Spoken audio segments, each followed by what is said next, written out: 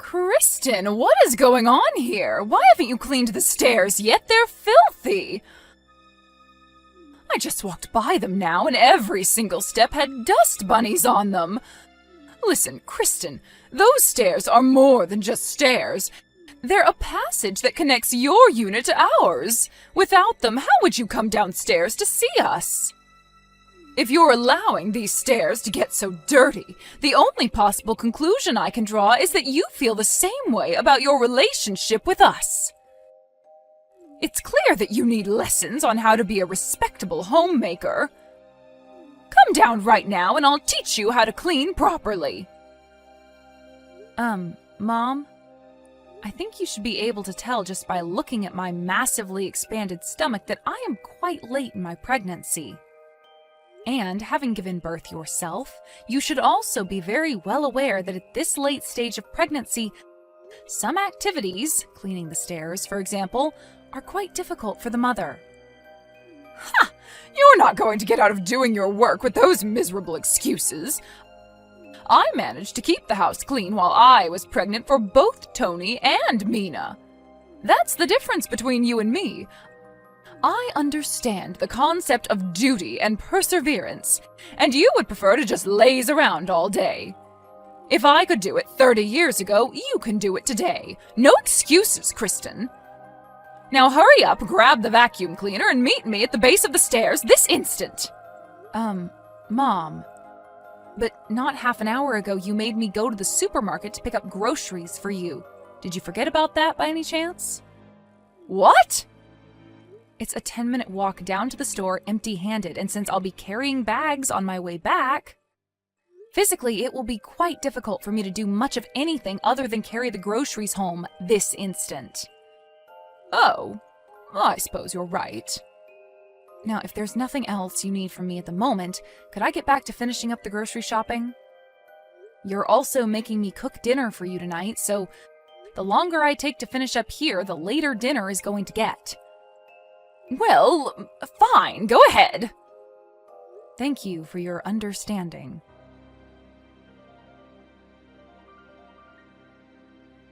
Hello there, Kristen. I'm just letting you know that Mina will be moving back in with us tomorrow. Really? That's odd. I don't remember hearing from her for quite some time now. Why is she moving back here? Did something happen? Oh, it's all quite ridiculous. Her mother-in-law and husband were dreadful to her, so they got divorced. Oh my goodness, a divorce? Yes, I was just as surprised as you are. Her first message to me in 2 years, and it's to tell me she's getting divorced? I'll bet that awful mother-in-law of hers drove her away with her constant nagging and badgering. My poor sweet little Mina. Ah, yes, I can imagine how awful it would be to have a nagging, badgering mother-in-law. In any case, it is what it is. Your assignment for the afternoon is to clean Mina's room from top to bottom. I don't want a single speck of dust left in there, understand? What? I have to clean her old room? Well, of course you do. She's moving back in, isn't she? She'll be needing her old room again, and I want it to be as clean as possible for her when she arrives. Remember, she's still recovering from the emotional struggle of her divorce. Make sure you clean it properly. I hate to be so direct, but I would really appreciate it if you and Mina could clean the room by yourselves. With the two of you on it, it shouldn't take very long. Excuse me? Haven't you seen the weather report? There's a massive cold front on the way. I'm not going to break my back cleaning in freezing weather. You need to do it before it gets too cold. Mom, my baby's due date is less than a month away right now. That room hasn't been cleaned in 2 years, so it's going to be a pretty major undertaking in order to get it all cleaned up. Not to mention, I'm concerned about what sort of dust, mold, and that sort of thing could be in there. I don't believe you. Are you honestly trying to use that same excuse to get out of doing your work again? So what if your due date is so close?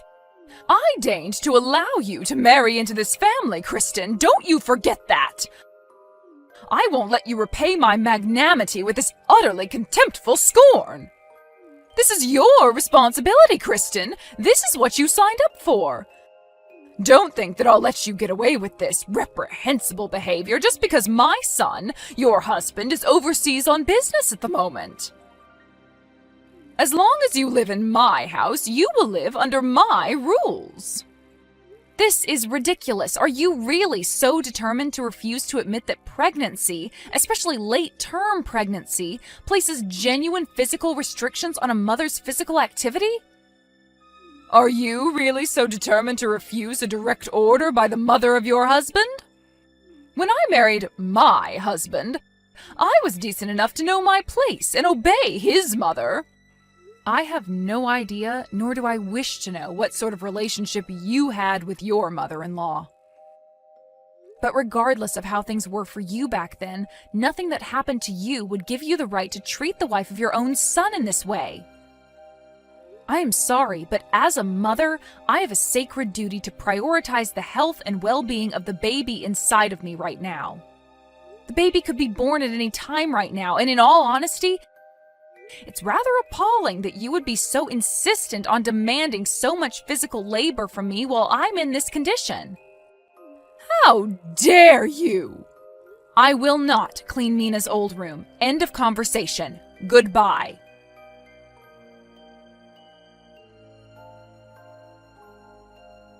Kristen, what on earth are you doing? I haven't seen you all afternoon, and when I go up to your room, what do I find? You've put a lock on the door to your room? Who do you think you are? Is this the thanks I get for trying to make you into a respectable wife? What did that boy ever see in you? Well, when he gets back from his business trip, I think I'm going to have a long, serious talk with him about your future in this family. For the time being, come out of your room this instant. Don't think you can hide from me in that room all day. You will obey your mother-in-law. That's an order. If I have no other choice, I'll simply have to break the lock with a hammer or something. Ugh, what did I do to deserve such a troublesome daughter-in-law?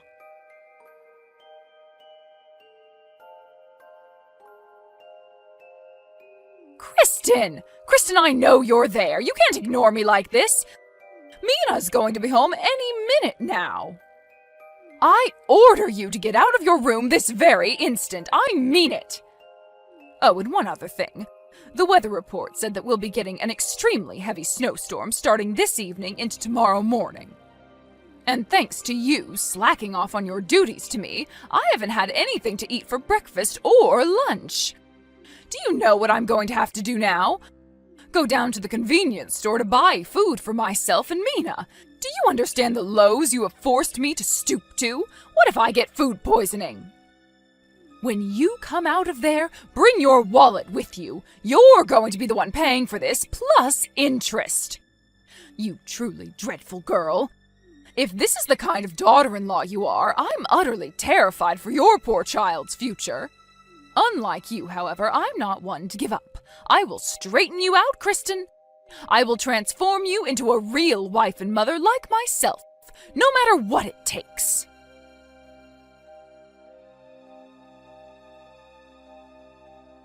Oh no, look at what you've done. It's already starting to snow. I can't believe this. I put on my normal shoes when I left the house because I thought the snow wouldn't start until this evening. I could fall and hurt myself on the way home. Food for 2 people is so heavy, I'm completely exhausted. How could you do this to me, Kristen, after all I've done for you? And what's worse is Mina just told me she'll be at the house any second. I'll bet she was absolutely devastated when I told her that you were being a lazy bum and hadn't cleaned her room yet. It almost brings me to tears just thinking about it. But even through her devastation, she still managed to muster up the courage to say, "It's all right, Mom, I can do it myself." I may have had no luck with a daughter-in-law, but at least my real daughter appreciates me. Well, just you wait, Kristen. You've gone too far with your disrespect this time. You're going to be punished for this, and I know exactly how to punish you.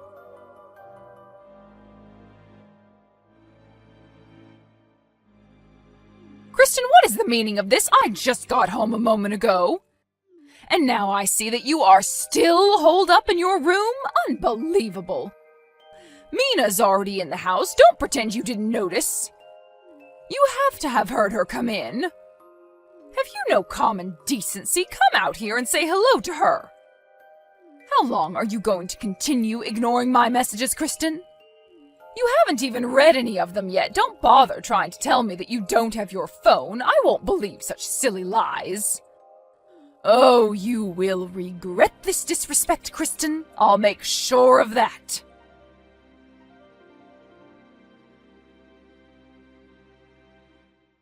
Well then, hopefully this will teach you a lesson about respect. Just be grateful that I allowed you to stay in the shed in order to keep you out of the snow. While you're out there tonight, maybe think twice about ever disrespecting me again.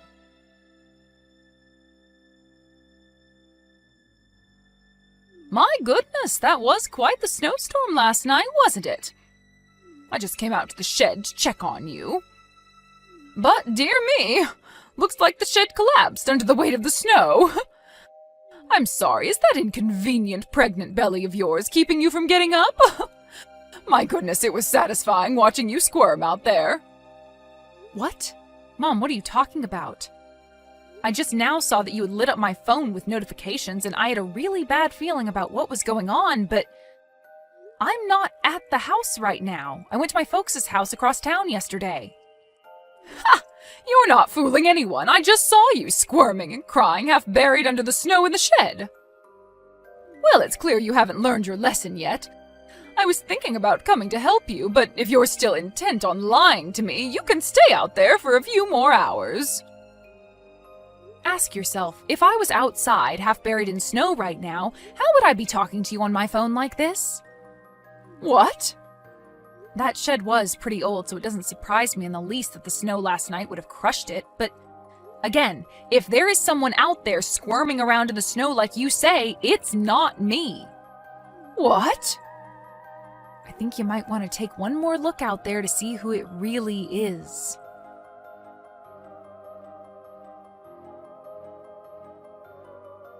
Why, Kristen! Why didn't you come back to the house yesterday? Ah, so it would seem that the person buried in the snow was actually Mina, huh? The neighbors called me a bit ago. They said that they were concerned when an ambulance showed up at the house, sirens blaring. Well, what was I supposed to think? It was your room, the door was locked, and you weren't answering my messages. How was I supposed to know that Mina was the one asleep in there? Any rational person would have assumed it was you. Her room still hadn't been cleaned, right? Did you think she was just going to lay right down on top of 2 years' worth of dirt and dust? But how did she get into your room? The door was locked. Oh, I have a pretty good guess. Back before she got married and moved out, Mina had a nasty habit of going into my room and taking my things without permission, so eventually I got tired of it and put a lock on the door. Then, after a while of having the door locked, one day my things started vanishing mysteriously once again, so I figured she must have made a copy at some point. I caught her using it once and took it away from her, but I guess she must have had a spare, too. That's beside the point. This is all because you went to your parents' house yesterday. I know, isn't that an incredible coincidence? How can you laugh at a time like this?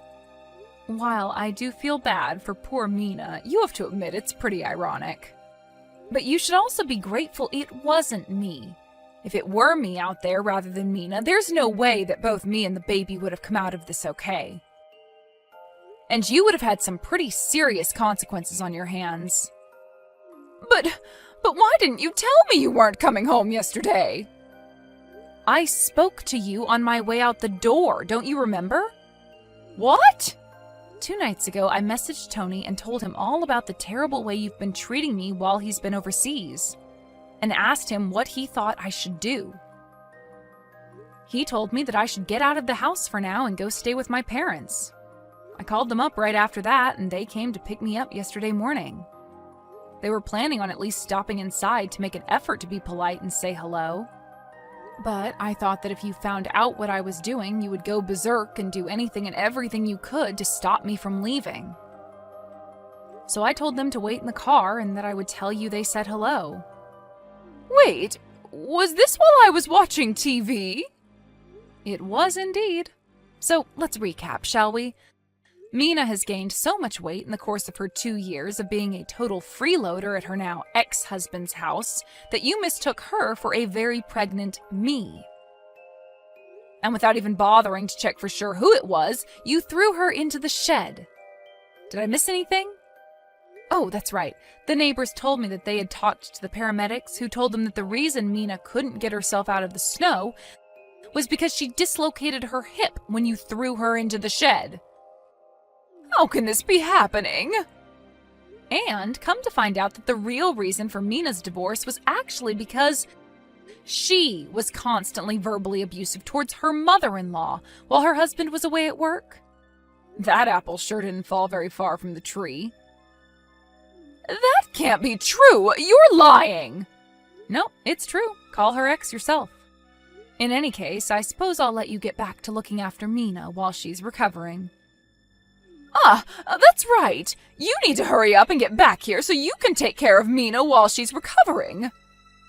I'll pass. My baby will be born any moment now, so I plan on doing some well-deserved rest and relaxation until the big day comes. You can't do that! I have already talked to both Tony and my parents about this, and we're all in agreement that this is the best course of action for everyone involved. But what about me?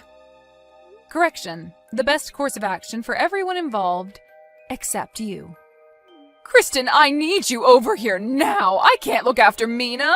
I'll miss my shows.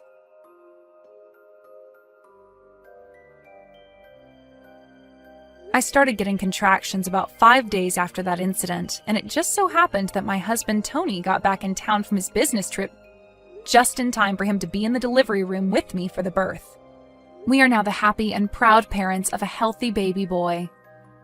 Meanwhile, in stark contrast to our happiness over the birth of our child, my mother-in-law is neck-deep in serious trouble. Mandatory reporting laws meant the hospital contacted the police, and after a very quick investigation, she was hauled off in the back of a police car. So, while Mina was discharged from the hospital a few days later with a clean bill of health, my mother-in-law is now looking at building a criminal record. Tony and I talked it over, and we decided that considering how things have been going at his mom's house, we would make our temporary stay at my parents' house a permanent one. With her husband giving her the boot, her brother moving out of the house, her mother moving into a jail cell, and her father having already passed away, Mina realized that there was now no one she could mooch off of. One day I got a not-so-subtle text from her asking if she could stay with us at my folks' place for a few days. My quick-thinking husband told her that she could stay, as long as she would agree to become a live-in maid for us and my parents.